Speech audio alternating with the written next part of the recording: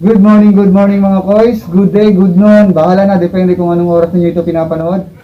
Again, this is Kois Tony. Welcome sa aking channel. So maraming nagsasabi, i-share ko raw ang ilang mga tips, mga natutunan ko sa aking pagra-rides, sa matagal kong mga pagra-rides, no? Mga experience ko na maaari kong ma-share sa mga riders at sa mga aspiring na gustong sumama sa mga group riding. So tayo, kailangan natin ng kaalaman para sa mas maayos na pagmumotor. So, i-share ko sa inyo ang ilang mga tips ngayon. Kung bago ka pa sa aking channel, for those who are not yet subscribed, i-click mo na ang like button, mag-subscribe ka na, at i-hit mo ang notification bell para updated ka sa mga susunod kong mga videos, sa mga rides at charity natin. Ha? So, tara, pasok muna natin ang intro natin.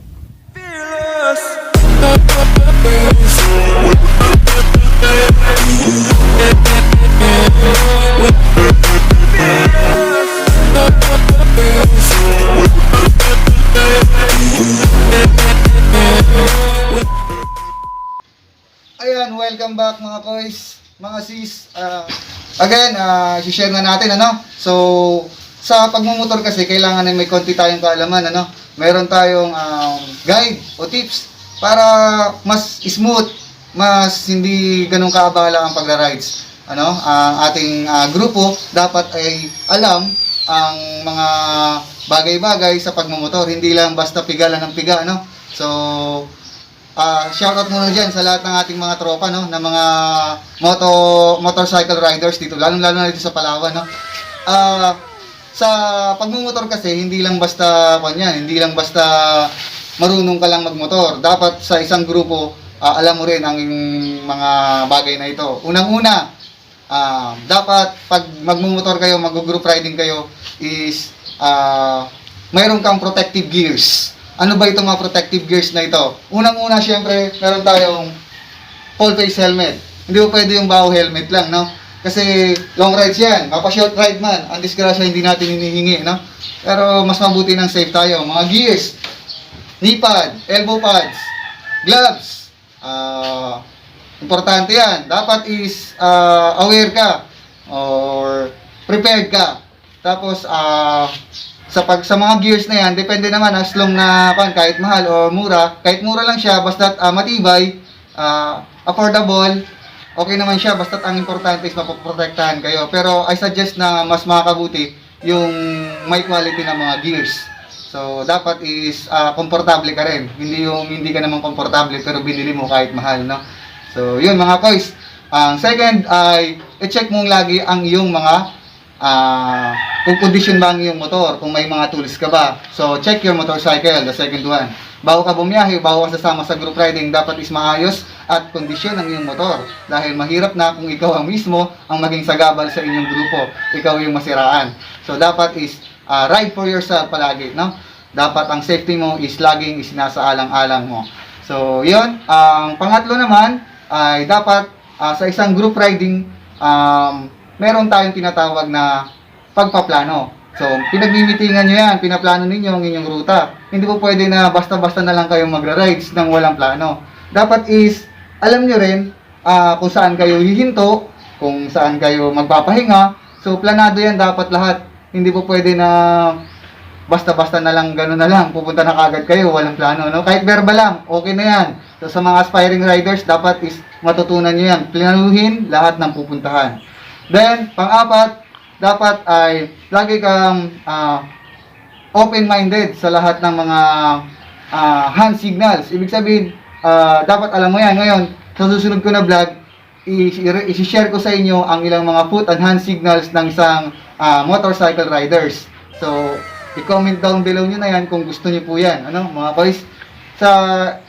Siyempre, sa pagpaplano sa isang motorcycle group riding, meron tayong tinatawag na position. Hindi mo pwede na kung sino-sino lang, ratratan ng ratratan. Kailangan is knowledgeable ka rin kung sino yung mga dapat mauna o nasa likuran, o gano'n. So, meron tayong tatlong main position sa pagmumotor. Pero sa amin, ginagawa namin 4. Pero depende na yan sa grupo kung ano yung gusto nila. Pero usually, 3 lang yan. Unang-una, meron tayong tinatawag na spare. Yung spearhead, sila yung nasa unahan, sila yung leader. Sila yung nagbibigay ng go signal, ng mga relays, ng mga signs, kung ano man yung pwedeng i-relay, no? So, yan ang spearhead. Sila yung nasa unahan. So, sila yung in charge. Then, pangalawa, ang pangalawa nating position, marshal.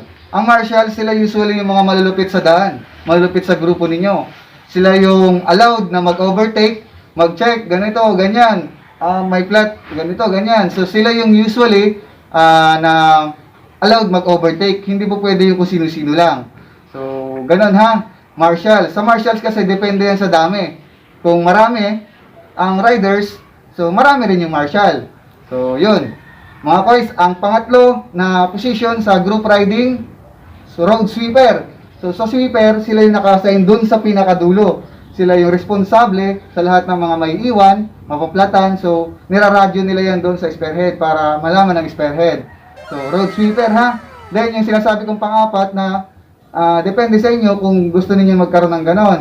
Ang tinatawag nating shooter o yung road shooter, sila yung usually nag-overtake para makakuha ng magandang angulo ng mga pictures, ng mga videos niyo ng rides.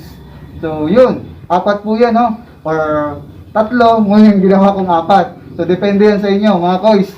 Then, yun yung mga ilang sa mga tips na pwede kong ma-share. Then, yung sinasabi kong motorcycle hand signals, i-share ko yan sa susunod kong vlog. I-comment down below nyo lang kung gusto niyo no, mga koys.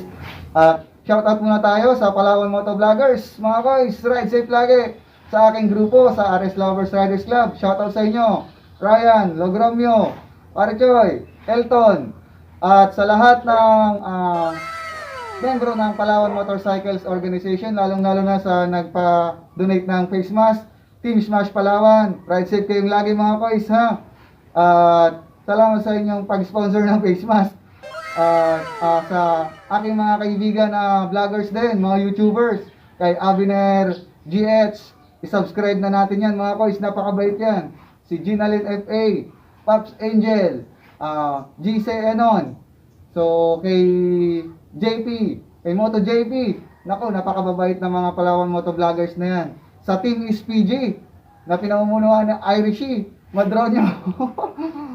Shoutout sa'yo sis. At sa Team LMU, Aling Marikit, Koisral.